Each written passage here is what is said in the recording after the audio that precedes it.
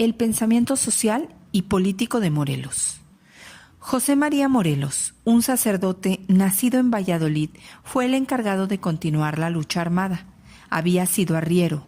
A los 25 años ingresó al sacerdocio en el Colegio de San Nicolás, donde fue alumno de Miguel Hidalgo. El ejército de Morelos fue distinto del primer ejército insurgente, pues se caracterizó por ser más disciplinado y con menos elementos.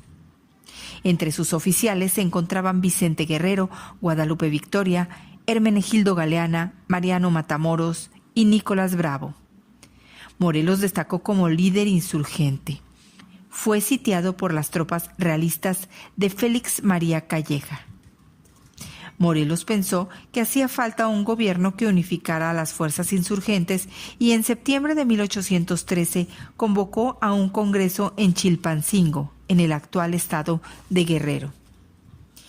Ese congreso presentó el documento Sentimientos de la Nación, en el que planteaba que América debía ser libre e independiente de España, que la esclavitud y la distinción por castas debía prohibirse para siempre, que solo su talento debería servir de diferencia entre las personas.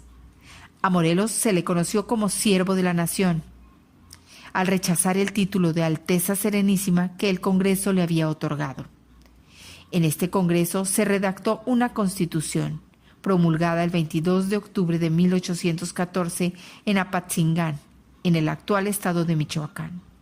Se declaraba la libertad de la América mexicana. Sin embargo, esta no entró en vigor. Morelos continuó la lucha. En Tehuacán, Puebla, cayó prisionero y murió fusilado en San Cristóbal, Ecatepec, el 22 de diciembre de 1815. Un dato interesante. En el ejército insurgente encabezado por Morelos había un batallón de niños, conocido como los emulantes, de la palabra emular, o sea, imitar, cuyo modelo era Morelos. Durante el sitio de Cuautla, mientras las tropas de Morelos eran atacadas por los realistas, los insurgentes dejaron abandonada la artillería en la plaza de San Diego. Un niño de 11 años llamado Narciso Mendoza, hoy conocido como el niño artillero, recogió una antorcha y disparó un cañón contra los atacantes. Con esta acción murieron varios realistas que se acercaban a la plaza y los insurgentes aprovecharon la confusión para reorganizarse. Las guerrillas en la resistencia insurgente.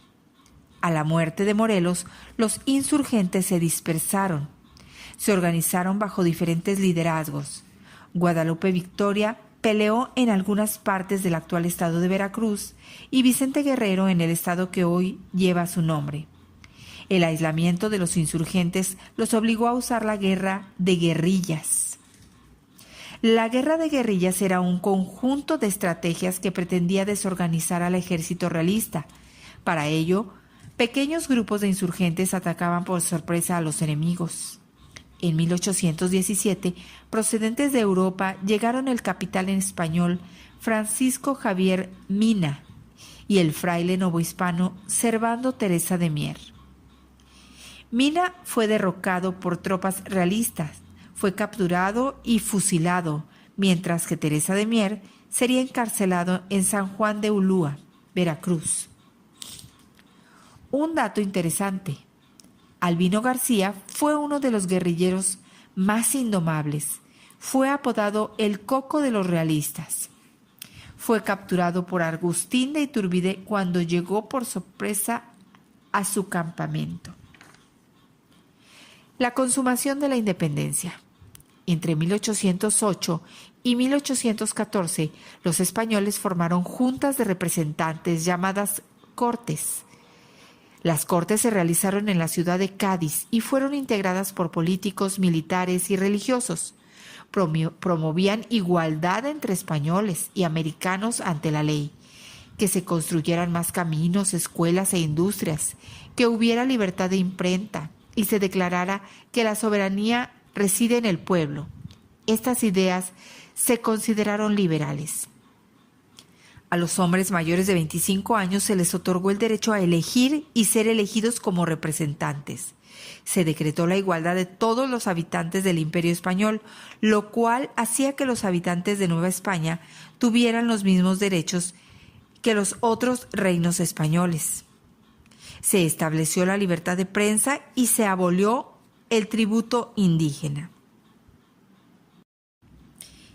En 1812 se promulgó la Constitución de Cádiz, vigente hasta 1814. Algunos criollos y españoles ricos en Nueva España pensaban que con la aplicación de la Constitución de Cádiz perderían sus privilegios.